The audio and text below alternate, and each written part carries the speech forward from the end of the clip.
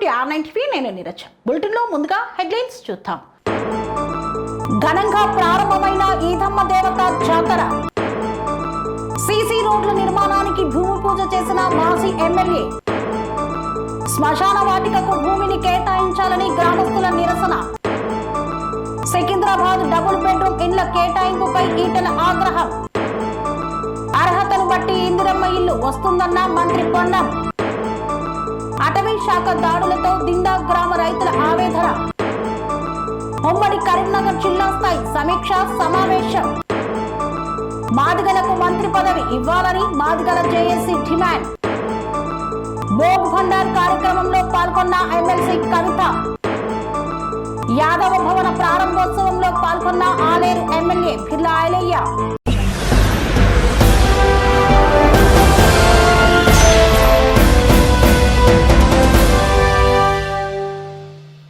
దౌలతాబాద్ మండల కేంద్రంలో వెలిసిన శ్రీ ఈదమ్మ జాతర మహోత్సవాలను అత్యంత ఘనంగా ప్రారంభించారు. వికారాబాద్ జిల్లా దౌలతాబాద్ మండల కేంద్రంలో వెలిసిన శ్రీ ఈదమ్మ దేవతా జాతర కార్యక్రమాన్ని ఈ రోజు ప్రారంభించారు. ఉదయం 11 గంటల నుండి 2 గంటల వరకు జల్దీ కార్యక్రమాన్ని కావించారు. తదుపరి అమ్మవారికి నైవేద్యాలను సమర్పించారు. ఈ జాతర మహోత్సవానికి అధిక సంఖ్యలో భక్తులు హాజరై అమ్మవారి మొక్కులు తీర్చుకున్నారు. ఈ రోజు రాత్రి నుండి రేపు సాయంత్రం వరకు రేటపట్ల కార్యక్రమం జరుగుతుందని తెలియజేశారు. ఈ కార్యక్రమంలో గ్రామ పెద్దలు, యువకులు, భక్తులు తదితరులు పాల్గొన్నారు.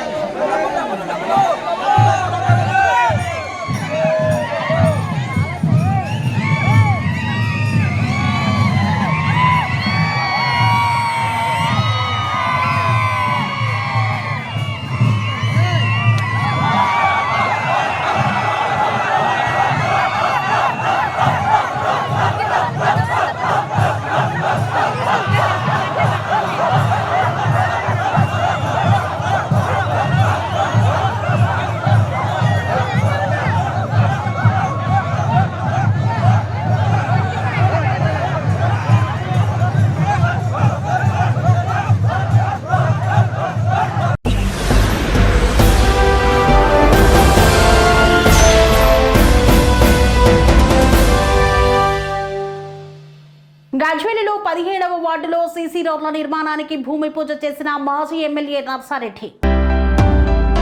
గజ్వేల్ ప్రజ్ఞాపూర్ మున్సిపల్ పరిధిలోని 17వ వార్డులో సీసీ రోడ్ల నిర్మాణానికి భూమి పూజ చేసిన మాజీ ఎమ్మెల్యే నర్సారెడ్డి.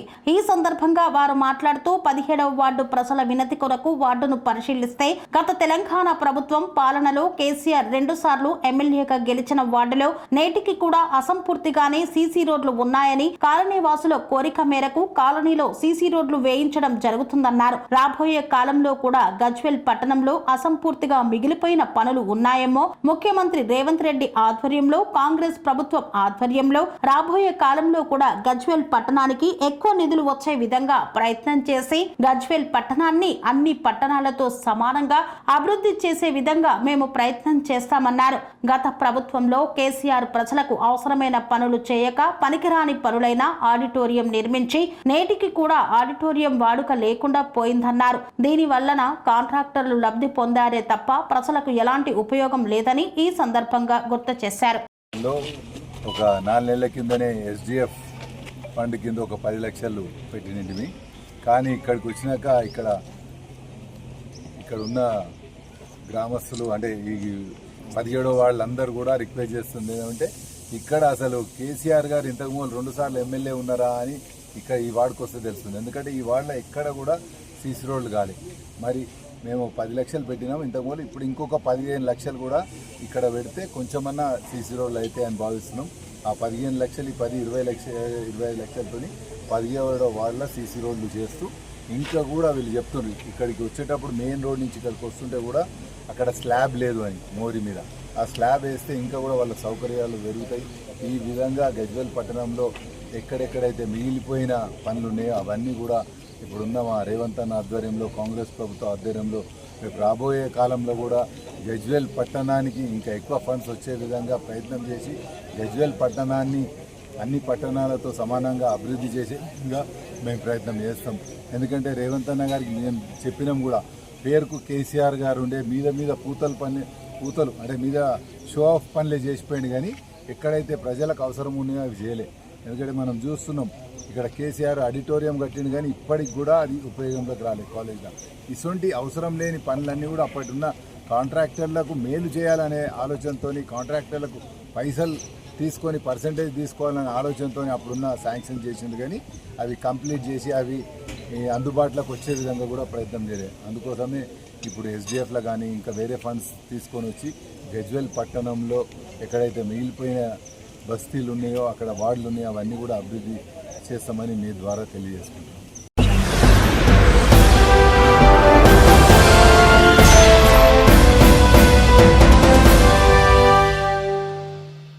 అప్పాయిపల్లి గ్రామ సమీపంలోని మెడికల్ అండ్ వెటర్నిటీ కళాశాల నిర్మాణానికి ప్రభుత్వం సేకరించిన భూమిలో కొంత శ్మశాన వాటికకు కేటాయించాలని కోరిన గ్రామస్తులు.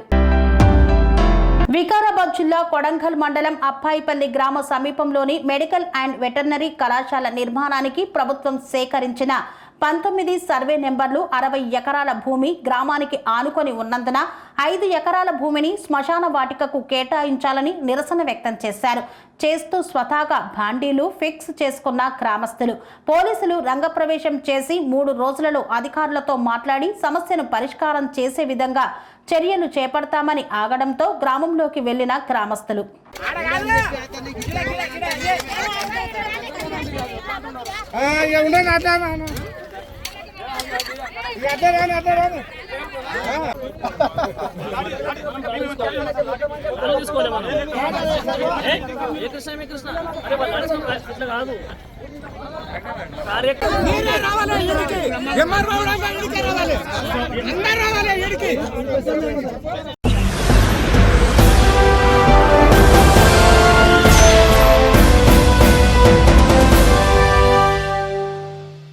సికింద్రాబాద్ డబుల్ బెడ్రూమ్ ఇళ్ల కేటాయింపుపై ఈటల రాజేందర్ మాట్లాడారు. అర్హులకు ఇల్లు ఇవ్వండి, డబ్బులు వసూలు చేసే పిచ్చి వేషాలు వేస్తే ఊరుకోమంటూ హెచ్చరించారు. సికింద్రాబాద్ డబుల్ బెడ్రూమ్ ఇళ్ల కేటాయింపుపై ఈటల రాజేందర్ మాట్లాడారు. సికింద్రాబాద్ ప్రాంతంలో 30 గజాలు 40 గజాలు స్థలాల్లో గుడిసెలు వేసుకుని నివసిస్తున్న వారికి సికింద్రాబాద్ నడిబొడ్డున గుడిసెలను ఉండొద్దని డబుల్ బెడ్రూమ్ నిర్మాణాలు చేశారు. కానీ డబుల్ బెడ్రూమ్ ఇండ్ల నిర్మాణం కోసం జాగాలు ఇచ్చిన వారికి ఆ ఇల్లు కేటాయించడంలో విఫలం చెందారు. ఇల్లు కేటాయించకుండా చాలా సంవత్సరాల నుండి అలాగే ఉంటున్నారు. అర్హులకు ఇల్లు ఇవ్వండి తప్ప బ్రోకర్లకు పైరవీలకు ఇల్లు ఇస్తే ఇబ్బందులు ఎదుర్కొంటారని కలెక్టర్కు చెప్పామన్నారు ఈటల రాజేందర్. ముందుగా భూమి ఇచ్చిన వారికి ఇళ్ల కేటాయింపు చేయాలని మరోసారి కోరుతున్నామన్నారు. కొంతమంది బ్రోకర్లు పైరవీకారులు ప్రభుత్వకు సంబంధించిన నాయకులు ఇల్లు కేటాయిస్తామని డబ్బులు వసూలు చేయడానికి ప్రయత్నం చేస్తున్నారని పిచ్చి పిచ్చి వేషాలు వెయ్యవద్దని చెప్తున్నామన్నారు. కలెక్టర్ పాజిటివ్గా ఉన్నారు, న్యాయాన్ని అమలు చేయడానికి సంకల్పంతో ఉన్నారు. కాబట్టి కింది అధికారుల మీద నియంత్రణ పెట్టుకొని అక్రమాలు అన్యాయం జరగకుండా డబుల్ బెడ్రూమ్ ఇండ్ల కేటాయింపు జరపాలని కోరాము. దీపికా నాయకత్వంలో డబుల్ బెడ్రూమ్ ఇండ్ల లబ్ధిదారులు కలెక్టర్ను కలుస్తారని ఈటల రాజేందర్ తెలియజేశారు. అదేవిధంగా ఇప్పుడు దీపిక గారి ఇక్కడ మోండా డివిజన్ పరిధిలో ఏ డబుల్ బెడ్రూమ్లు అయితే నిర్మించారు, ఎన్నో సంవత్సరాల క్రితం డబుల్ బెడ్రూమ్ నిర్మించారు. వాస్తవంగా ఆనాడు బస్తీలుగా 40 ఏళ్ల క్రితం 50 ఏళ్ల క్రితం 60 ఏళ్ల క్రితం పాపం 30 గజాలు 50 గజాలు 60 గజాలలో ఎవరైతే గుడిసెలు వేసుకొని రేకుల షెడ్ వేసుకొని జీవిస్తుందో వాళ్ళు ఈ సికింద్రాబాద్ గింత గుండెకాయ లాంటి పట్టణంలో ఇలాంటి గుడిసెలు ఎందుకు, దీన్ని మంచి బ్రహ్మాండమైన అపార్ట్మెంట్ నిర్మిస్తామని చెప్పి నిర్మాణం అయితే చేసిండు. పాపం పెద్ద హృదయం చేసుకొని 70 గజాలు ఉన్న వాళ్ళు ఇచ్చిండ్రు, 30 గజాలు ఉన్న వాళ్ళు ఇచ్చిండ్రు, భూమి ఇచ్చిన తర్వాత ఇల్లు కట్టిండ్రు. కానీ కట్టిన తర్వాత ప్రభుత్వం దృష్టి పెట్టి నిజంగా ఎవరైతే ఆనాడు కోల్పోయిందో ఈ భూములు, ఎవరైతే ఎలిజిబిలిటీ ఉందో ఎవరికైతే ఇవ్వాలో ఇవ్వడంలో విఫలం చెందిండ్రు. విఫలం చెందితే గిన్ని సంవత్సరాలుగా ఇవి ఇప్పటికీ ఖాళీనే ఉంటున్నాయి.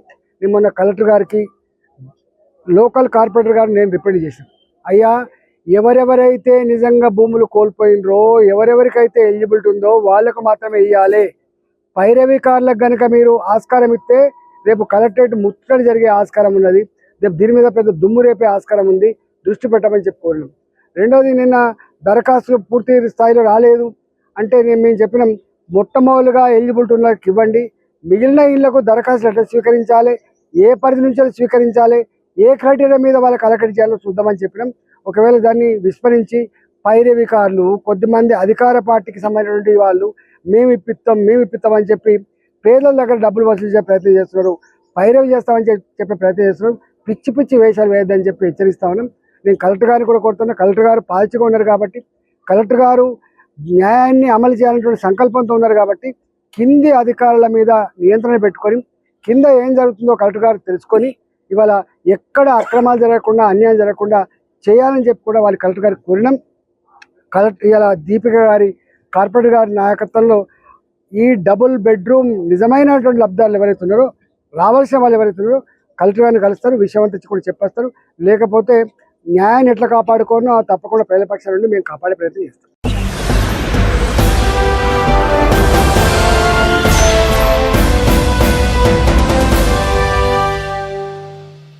అర్హతను బట్టి ఇందిరమ్మ ఇల్లు వస్తుందని, ప్రతి 2 నెలలకు ఒక్కసారి ఇందిరమ్మ ఇళ్ల ప్రక్రియ కొనసాగుతుందని పేర్కొన్నారు మంత్రి పొన్నం ప్రభాకర్. అర్హతను బట్టి ఇందిరమ్మ ఇల్లు వస్తుందని, ప్రతి 2 నెలలకు ఒకసారి ఇందిరమ్మ ఇళ్ల ప్రక్రియ కొనసాగుతుందని మంత్రి పొన్నం ప్రభాకర్ తెలిపారు. సిద్దిపేట జిల్లా హుస్నాబాద్ మున్సిపల్ కార్యాలయంలో ఇందిరమ్మ ఇండ్ల పట్టాల పంపిణీ కార్యక్రమంలో మంత్రి పాల్గొన్నారు. కలెక్టర్ మను చౌదరితో కలిసి 144 మంది లబ్ధిదారులకు ఇందిరమ్మ ఇండ్ల పట్టాలను పంపిణీ చేసి ఇందిరమ్మ మోడల్ హౌస్ ను ప్రారంభించారు. ఇందిరమ్మ ఇళ్ల కోసం ఎవరికి 1 పైసా ఇవ్వాల్సిన అవసరం లేదని, అర్హతను బట్టే ప్రాధాన్యత ఉంటుందని ఈ సందర్భంగా మంత్రి తెలియజేశారు. హుస్నాబాద్ నియోజకవర్గంలో మొదటి విడతగా 3500 ఇండ్లు మంజూరు చేశామన్నారు. 10 సంవత్సరాల తర్వాత ఇళ్లు వస్తున్నాయని ఎవరు ఆందోళన పడవలసిన అవసరం లేదన్నారు.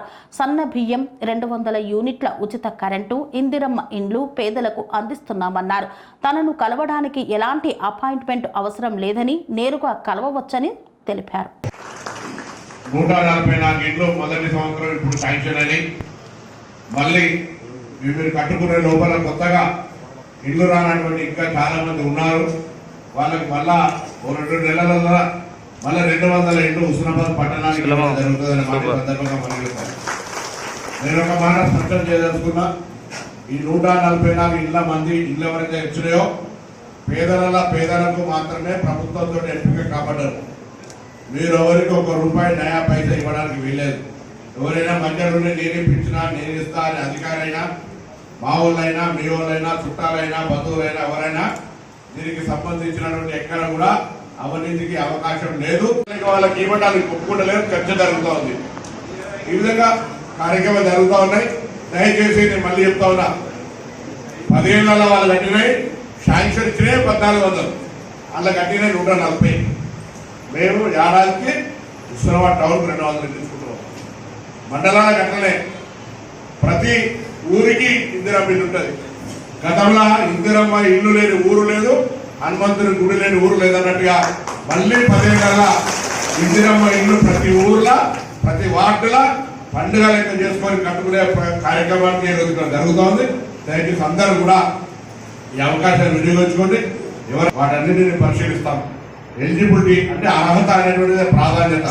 అర్హత ఉన్న మీ దృష్టికి ఎవరి అధికారుల దృష్టికి వచ్చినా, ప్రజాప్రతినిధుల దృష్టికి వచ్చినా, మీకు కూడా ఎక్కడ అర్హత ఉంది రాలేదంటే నేను ఎక్స్ట్రా కోటాలను తీసుకొచ్చి ఇచ్చే ప్రయత్నం చేస్తా. కానీ ఎవరికి ఈర్ష్యపడేటువంటి ప్రయత్నం వద్దు. అందరికి ఇచ్చేటువంటి బాధ్యత మాది. ఆ విధంగా ఇస్తామనే మాట మనం చేస్తూ మరొకసారి మీ అందరికీ హృదయపూర్వకంగా అభినందనలు, శుభాకాంక్షలు. మీ అందరూ కూడా మరి ఈ ప్రభుత్వాన్ని దీవించండి, ఇల్లు కట్టుకోండి, సన్న బియ్యం తీసుకోండి, ఉచితంగా మహిళలను ప్రయాణం చేయండి.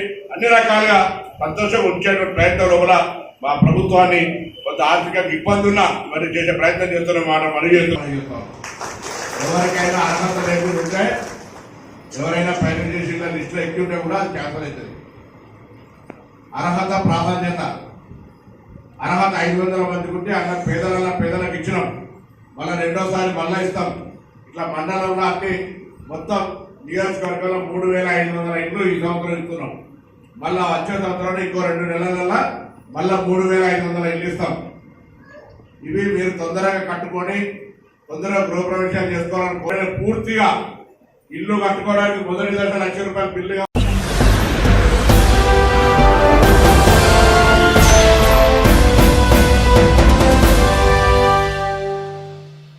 వార్తల్లో చిన్న విరామం.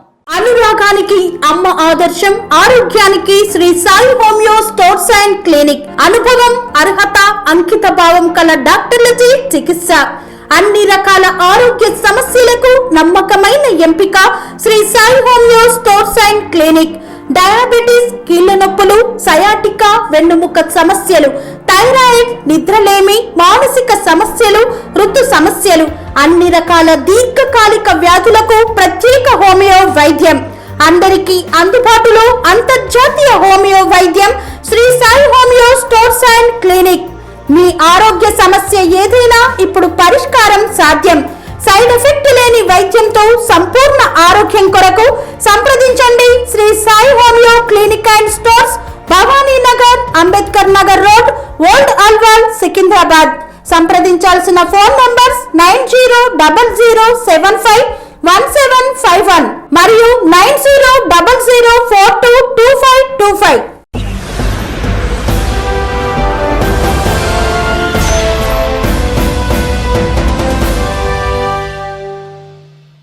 తిరిగి వార్తలకు స్వాగతం. 40 ఏళ్ల పోడు సాగుపై అటవీ శాఖ దాడులు చేస్తున్నారని దిందా గ్రామ రైతులు ఆవేదన వ్యక్తం చేస్తున్నారు.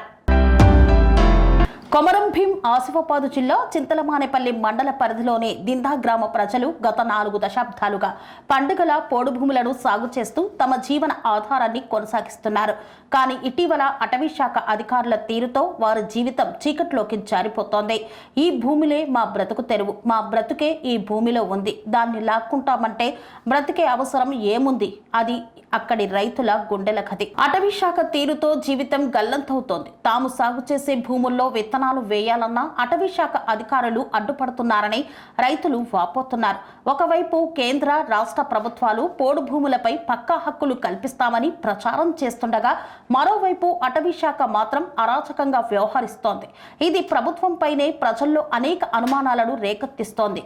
దిందా గ్రామ రైతులు తెగువగా చెప్తున్నారు, మా భూములు మా ప్రాణాలు, వాటిని విడిచిపెట్టేది లేదు, అవసరమైతే ప్రాణాలైనా అర్పిస్తాం. అధికారుల బెదిరింపులు మమ్మల్ని భయపెట్టవు. పోడు రైతులు రాష్ట్ర అటవీ శాఖ మంత్రి కొండా సురేఖ, జిల్లా ఇన్ఛార్జ్ మంత్రి సీతక్క వెంటనే స్పందించి వారి జీవన ఆధారమైన భూములను కాపాడేలా చర్యలు తీసుకోవాలని విజ్ఞప్తి చేశారు. 40 ఏళ్లుగా సాగు చేస్తూ ఉన్న భూములపై హక్కు లేదంటే ఎవరిది హక్కు? ప్రభుత్వ హామీలను నమ్మి జీవితం గడిపిన ప్రజలకు ఇప్పుడు ఏం చెయ్యాలి? అటవీ శాఖ అధికారుల దుర్మార్గాలను చూస్తూ ఊరుకుంటే ఇంకెన్ని గ్రామాలు దోపిడీకి గురవుతాయి? పోడు రైతులకు న్యాయం జరిగే వరకు ఈ పోరాటం ఆగదు. ఇది ఒక్క దిందా గ్రామం పోరాటం కాదు, పోడు రైతుల హక్కుల గలం. మాకు బోర్లే మళ్ళీ ఒక 15 రోజులు మీరు ఆపితే మేము బతుకుడు ఎట్లా? 15 రోజులు వర్షాలు పడ్డ తర్వాత ఇది వరకు నల్లబడే చేనులు ఇంకా ఇట్లా తెల్లబడి ఉన్నాయి. మేము ఏడ బతుకుడు ఏం చేసి మేము మొత్తం తీసుకుంటామని చెప్తలేం కదా అమ్మ.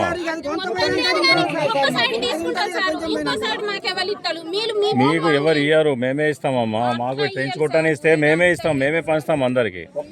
మీరు ఇయ్యారు, మీరు ఎట్లా వేసుకుంటారు? పెట్టే ప్రసక్తి ఉండదు అక్కడ. రైతులు బతికే ప్రసక్తే లేదు. ఇక 15 రోజులు పోయిన తర్వాత వర్షాలు మీరే డిసైడ్ చేసుకోండి. డిసైడ్ చేయకపోతే మీ ఇష్టమే. మీరు డిసైడ్ చేసుకుంటే మీ ఇష్టం, డిసైడ్ చేయకపోతే మేము ఇన్నే ఉంటాం. ఎట్లా ఈ సంవత్సరం పోయినట్టే.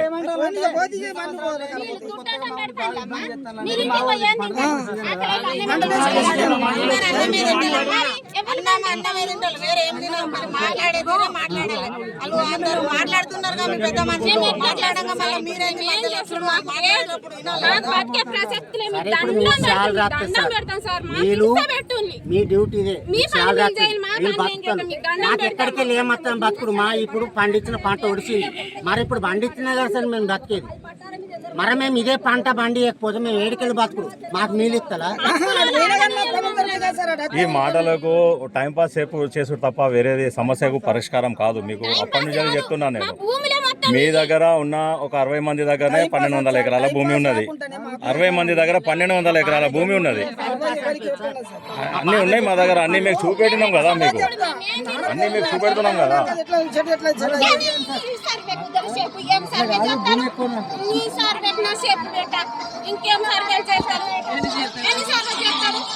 సర్వే ఏమద్దు ఉన్న జాగని ఉన్న జాగాను వదులుకునేది లేదు.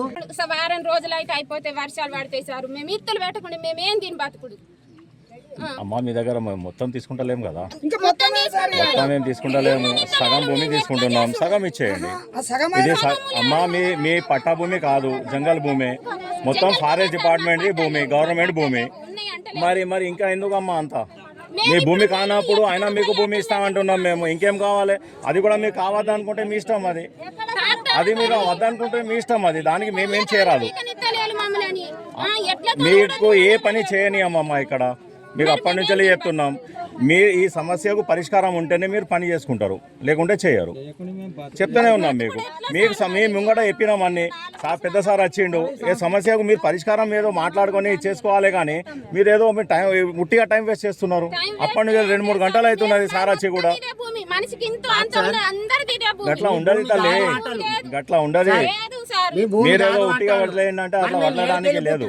మేము ఏడుకెళ్ళి వచ్చినాం, మా భూమి ఏడున్నది ఆడ చూపులు.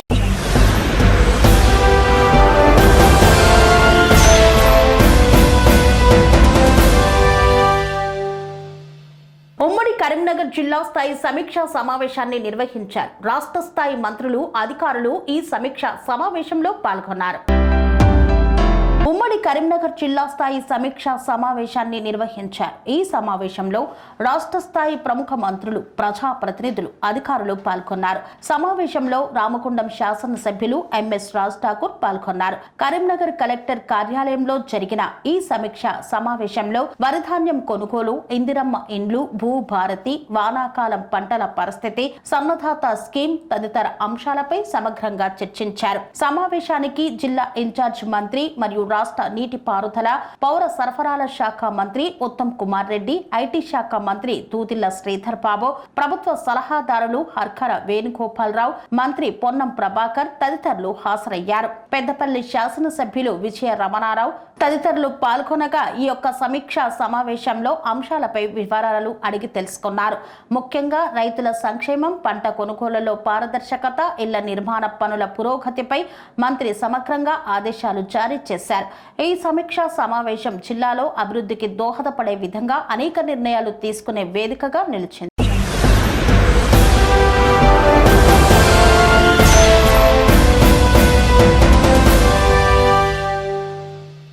తెలంగాణ రాష్ట్ర ప్రజా ప్రభుత్వంలో ఖాళీగా ఉన్న మంత్రి పదవి మాదిగలకు ఇవ్వాలని మాదిగల జేఏసీ డిమాండ్ చేసింది. తెలంగాణ రాష్ట్ర ప్రజా ప్రభుత్వంలో ఖాళీగా ఉన్న మంత్రి పదవిలో దళితులలో ఎక్కువ జనాభా కలిగి ఉన్న మాదిగలకు మంత్రి పదవి ఇవ్వాలని యాదాద్రి భువనగిరి జిల్లా మాదిగ జేఏసీ పక్షాన డిమాండ్ చేశారు. ఎస్వీ హాల్లో నిర్వహించిన పత్రికా విలేకరుల సమావేశంలో పాల్గొని మాదిగ జేఏసీ నాయకులు మాట్లాడుతూ ఎస్సీ కులాల్లోని 1% ఉన్నవారికి మంత్రి పదవి ఇచ్చి మాదిగలకి అన్యాయం చేసి ఎస్సీలలో ఎక్కువగా ఉన్న జనాభా 40 లక్షల జనాభా గల మాదిగలకు మంత్రి పదవి ఇవ్వాలని డిమాండ్ చేస్తూ రాహుల్ గాంధీ, మల్లికార్జున్ ఖార్గే, ముఖ్యమంత్రి రేవంత్ రెడ్డి, కాంగ్రెస్ పార్టీ అధినాయకత్వానికి మాదిగల డిమాండ్ నెరవేర్చవలసిందిగా కోరారు. ఎస్సీలో ఉన్న మాల కులానికే 2 పదవులు కట్టబెట్టిన కాంగ్రెస్ ప్రభుత్వం డిప్యూటీ సీఎం, స్పీకర్ మరియు నాగర్ కర్నూల్ మరియు పెద్దపల్లి లోక్సభ ఎంపీ అభ్యర్థులు మాలలకే ఇచ్చింది. కాబట్టి కాంగ్రెస్ అధినాయకత్వం ఈసారి మాదిగలకు మంత్రి పదవి ఇవ్వాలని డిమాండ్ చేస్తున్నామన్నారు. ఈ కార్యక్రమంలో మాదిగ జేఏసీ నాయకులు బట్టు రామచంద్రయ్య మాదిగ, బర్రె సుదర్శన్ మాదిగ, నాగారం అంజయ్య మాదిగ, బండారు రవివర్ధన్ మాదిగ తదితరులు పాల్గొన్నారు. భువనగిరి నుండి మాదిగ జేఏసీ తరఫున మాకు మంత్రి పదవి, మాదిగలకు మంత్రి పదవి ఇవ్వాలని చెప్పి డిమాండ్ చేస్తూ, ఎందుకంటే గత ప్రభుత్వం కూడా మాదిగలను విస్మరించిన అయినందుకు తర్వాత ప్రభుత్వాలకు దించేసింది. గత 60-70 సంవత్సరాల నుండి కూడా ఏ ప్రభుత్వం ఉన్నా అధిష్టాన వర్గం వాళ్ళే ఉన్నారు. వాళ్ళకి ఎక్కువ అన్ని రకాల ఉద్యోగాలుగైనా కానీ, ఇప్పుడు రాజకీయంగా అయినా కానీ వాళ్ళకే అవుతున్నాయి. కాబట్టి ఇప్పుడున్న ఆ ప్రభుత్వం పోయింది. కాబట్టి ఈ ప్రభుత్వం ఖచ్చితంగా మాకు మాదిగలకు ఒక మంత్రి పదవి ఇవ్వాలని చెప్పి మేము డిమాండ్ చేస్తున్నాం. ఈ సంవత్సరం వచ్చే ఎలక్షన్లో కూడా మా మాదిగల సత్తాలో చూపిస్తాం. తర్వాత మాకేందంటే అవతల మీద కోపం కాదు, తర్వాత మాకున్న వాట ప్రకారంగా మాకు ఏమంటున్నాం. ఖచ్చితంగా మనకు మొన్న ఏబీసీలు అయినాయి. ఏబీసీల ప్రకారంగానే మాకు ఎన్ని వస్తే అన్నీ ఇవ్వాలి. ఇప్పటివరకు మంత్రి పదవి లేదు కాబట్టి ఖచ్చితంగా మాకు మంత్రి పదవి ఇవ్వాలని చెప్పి మాదిగ జేఏసీ తరఫున నేను డిమాండ్ చేస్తున్నాను.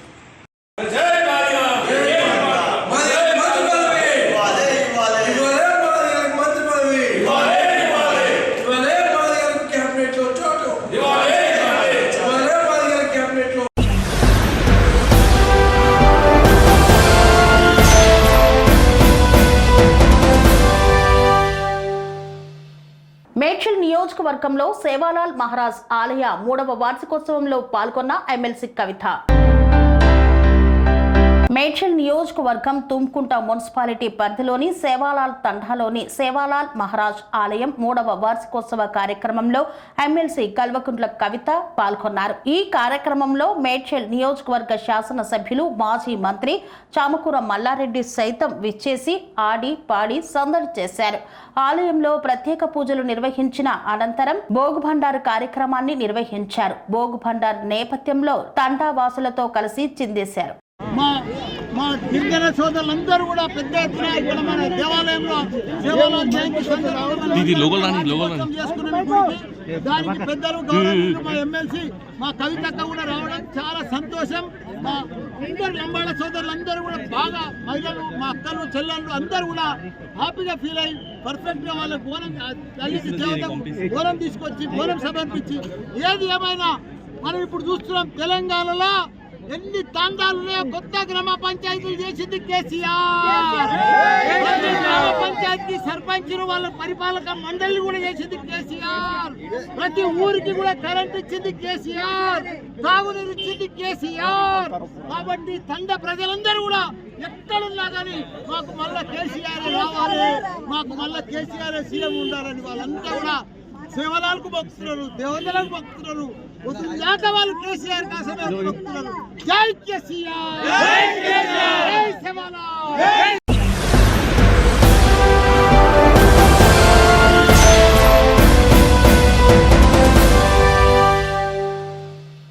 గొల్లకురుమల సంఘం ఆధ్వర్యంలో చేర్యాల మండలం ఆకునూరులో గొల్లకురుమ భవన నిర్మాణ శంకుస్థాపన కార్యక్రమంలో పాల్గొన్న బిర్లా ఐలయ్య.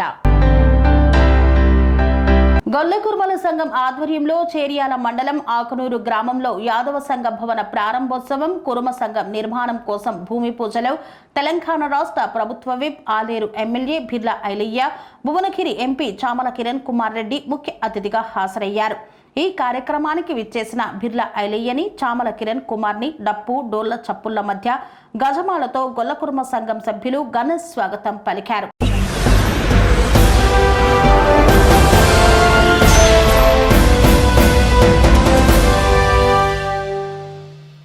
ఇంతటితో వార్తలు సమాప్తం. మరిన్ని అప్డేట్స్ కోసం చూస్తూనే ఉండండి TR9 టీవీ. స్వామి బోధానంద గోసేవ ఆశ్రమం సైథాపూర్.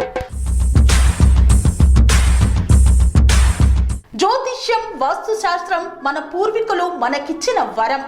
దుర్గాదేవి, కాలభైరవ ఉపాసనతో వాక్సిద్ధి పొందిన శ్రీ శ్రీ బోధానందగిరి స్వామివారు మీకు ఎలాంటి సమస్యలున్నా, వాటిలో ముఖ్యంగా ధన నష్టం, ఆరోగ్య నష్టం, భార్యాభర్తల మధ్య గొడవలు, ప్రేమించుకున్న వారు దూరం అవడం, ఎన్ని సంబంధాలు వచ్చినా పెళ్లి ముడి పడకపోవడం, రోడ్డు ప్రమాదాలు, అప్పుల బాధలు, వ్యవసాయంలో నష్టాలు, పెద్దల మాట పిల్లలు వినకపోవడం, ఆరోగ్య శాంతి, గృహశాంతి, మనశ్శాంతి లేకపోవడం, ఇలాంటి సమస్యలు ఉన్నట్లయితే ఒక్కసారి స్వామీజీని కలవండి. మీ సమస్యలకు తగిన పరిష్కారాన్ని పొందండి. అంతేకాక అన్ని రకాల వ్యాధులకు గోపంచకవ్య మరియు మూలికా వైద్యం చేయబడును. నమ్మకంతో రండి, ఆయురారోగ్యాలతో వర్ధిల్లండి. మా అడ్రస్ స్వామి బోధానంద గోసేవ ఆశ్రమం, సైథాపూర్, వీరభద్రస్వామి గుడి దగ్గర, యాదగిరిగుట్ట. సంప్రదించవలసిన నెంబర్ 9849213754 మరియు 9618034138.